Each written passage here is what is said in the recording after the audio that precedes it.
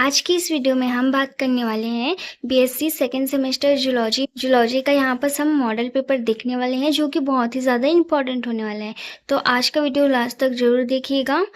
अगर आप BSc second semester zoology की तैयारी अच्छे से करना चाहते हैं तो इस वीडियो को अच्छे से देखिएगा। यहाँ पर हम वही क्वेश्चन बात करेंगे जो आपके एग्जाम में आने वाला है। एंड इस वीडियो में हम 2 मॉडल पेपर देखने वाले हैं। यहाँ पर फर्स्ट मॉडल पेपर आपको दिख रहा होगा, इसके बाद हम सेकंड मॉडल पेपर यहाँ पर देखने वाले हैं। तो आज की इस वीडियो में तो आपका सिलेबस क्या है यहाँ पर देख लीजिएगा। सेल बायोलॉजी एंड हिस्टोलॉजी यहाँ पास दिया गया है, जो कि कोशिका जीव विज्ञान और ऊतक विज्ञान यहाँ पास है, जो कि आपका 70 मार्क का एग्जाम होगा। 3 आवर आपके पास रहेगा एग्जाम लिखने के लिए। तो सबसे पहले आपके क्वेश्चन पेपर में कौन सा क्वेश्चन देता है, एमसीक्यू टाइप क्वेश्चन देता है, जो कि आपका रहता है 10 एमसीक्यू रहता है, सभी 1-1 मार्क का रहता है। तो सारे को मिला के 10 मार्क हुआ। तो यहाँ पर फर्स्ट एमसीक्यू क्वेश्चन देखिए। सेक्शन ए में हम फर्स्ट क्वेश्चन देखेंगे, प्रोकैरियोटिक कोशिका में उस क्षेत्र का नाम बताइए जहां double stand single circular DNA पाया जाता है। यहाँ पर पूछा गया है, ठीक है। तो इसके ऑप्शन में देखिए फर्स्ट क्या दिया है, प्रोटोन न्यूक्लियस यहाँ पर दिया गया है। इसके बाद सेकंड देखिए न्यूक्लियस यहाँ पर दिया गया है। इसके बाद थर्ड देखिए न्यूक्लियोइड यहाँ पर दिया है। इसके बाद डी वाला देखिए न्यूक्लियोप्लाज्म यहाँ पर दिया है। तो इसका करेक्ट आंसर क्या आएगा, ऑप्शन सी यहाँ पर करेक्ट ऑप्शन आएगा, न्यूक्लियोइड, ठीक है। इसके बाद सेकेंड वाला देखिए, निम्न में से कौन सा राइबोसोमल आरएनए को इली के आरडीएनए संगठन में भाग नहीं लेता है, ठीक है। यहाँ पास नहीं लेता है बोला गया है। आप सबसे पहले ऑब्जेक्टिव क्वेश्चन आपके पास आएगा तो अच्छे से पढ़ लीजिएगा। इसका करेक्ट आंसर क्या आएगा, ऑप्शन नंबर डी आएगा, 5.8 एस आरएनए यहाँ पास आएगा, ठीक है। इसके बाद थर्ड वाला देखिए, किस वैज्ञानिक ने क्रोमोटिन शब्द प्रतिपादित किया, ठीक है। किस वैज्ञानिक ने क्रोमैटिन शब्द प्रतिपादित यहाँ पर किया है बोला गया है।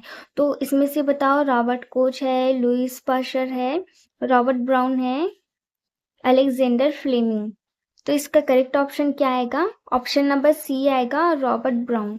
इसके बाद यहाँ पर फोर्थ वाला देखिए, निम्नलिखित में से कौन सी संरचना परमाणु लिफाफे की आंतरिक झिल्ली को सहारा देने में मदद करती है। कौन सा सहारा देने में मदद करती है, ऑप्शन नंबर ए न्यूक्लियोपोरिन है, बी देखिए एनपीसी, तीसरा देखिए लेमिना है, इसके बाद डी देखिए बोथ, ए बी और सी, यहाँ पास बी और सी दोनों, ठीक है। तो इसमें से कौन सा आएगा, बी और सी दोनों आएगा कि ए बस आएगा, कौन सा आएगा। तो इसका करेक्ट आंसर क्या आएगा, ऑप्शन नंबर सी, लेमिना यहाँ पास इसका करेक्ट आंसर है। इसके बाद 5 वाला यहाँ पास क्वेश्चन देख लीजिएगा, उपकल कोशिकाओं में माइक्रोबिली का मुख्य कार्य क्या होता है, गति करना होता है, अवशोषण होता है, कनेक्शन होता है, या बोथ, बी सी दोनों, कौन सा होता है यहाँ पास। तो इसका करेक्ट आंसर आएगा बी, ठीक है, अवशोषण होता है। यहाँ पास हमने 5 एमसीक्यू क्वेश्चन देख लिया है, लेकिन आपके एग्जाम में कितना एमसीक्यू आता है, कम से कम 10 एमसीक्यू आता है, ठीक है।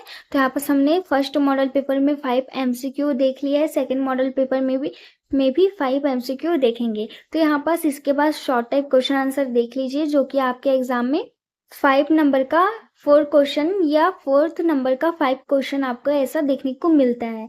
शॉर्ट आंसर टाइप क्वेश्चन यहाँ पास देखना है, और जो कि सारे क्वेश्चन को आपको यहाँ पास बनाना पड़ता है। तो फर्स्ट देखिए कौन सा क्वेश्चन दिया गया है, व्हाट आर डेस्मोसोम, ठीक है, डेस्मोसोम क्या होता है यहाँ पास पूछा है। तो इसके बाद सेकंड क्वेश्चन देखिए, व्हाट आर क्रिस्टे, ठीक है, क्रिस्टे क्या होता है यहाँ पास पूछा है। इसके बाद थर्ड वाला क्वेश्चन देखिए, न्यूक्लियस और न्यूक्लियोलस के कार्य बताइए, ठीक है।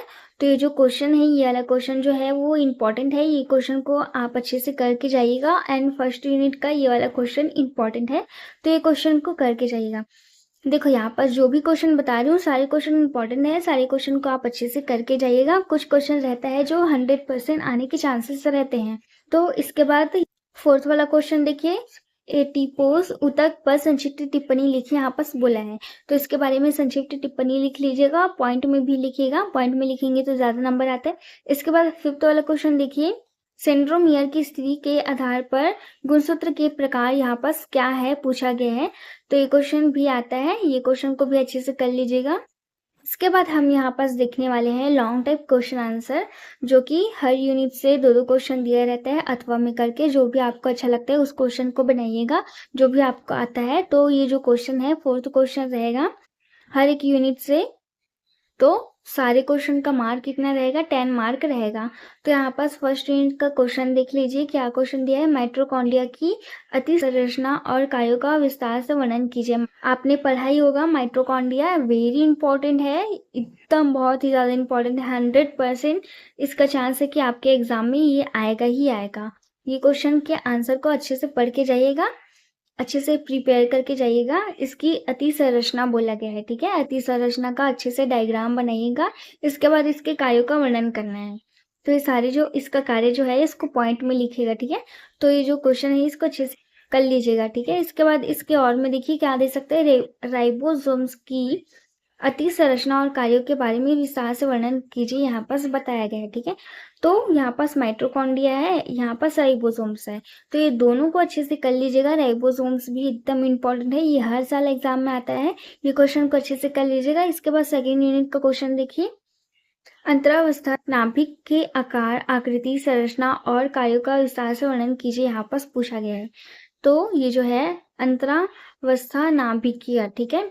इंटरफेस न्यूक्लियस के आकार, सबसे पहले इसके आकार के बारे में आपको लिखना है, फिर आकृति कैसी होती है उसको लिखना है, फिर इसके बाद इसकी संरचना बनाना। संरचना में क्या आता है, संरचना में इसका डायग्राम आ जाएगा, ठीक है।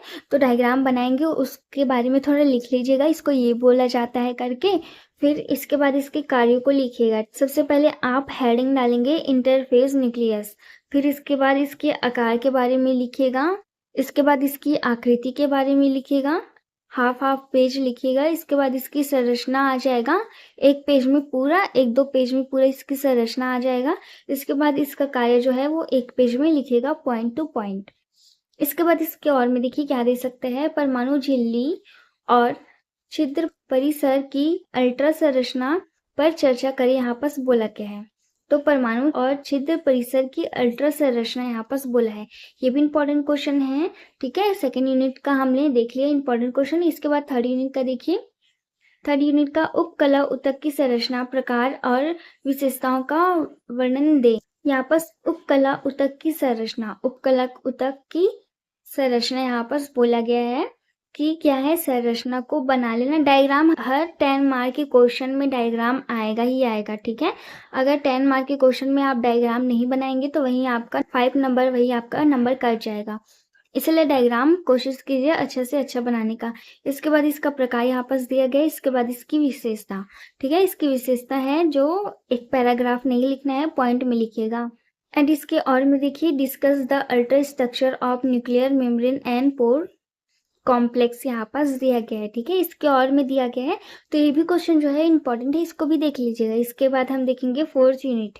फोर्थ यूनिट का यहाँ पास देखिए क्या दिया गया है, give details of structure, types and characteristics of epithelial tissue, यहाँ पास दिया है।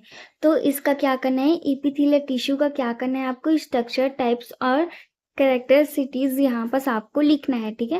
और इसके और में देखिए क्या दे सकते हैं, what are the connective tissue cell, यहाँ पास पूछा गया है। कनेक्टिव टिश्यू सेल क्या होता है उसको बताइए।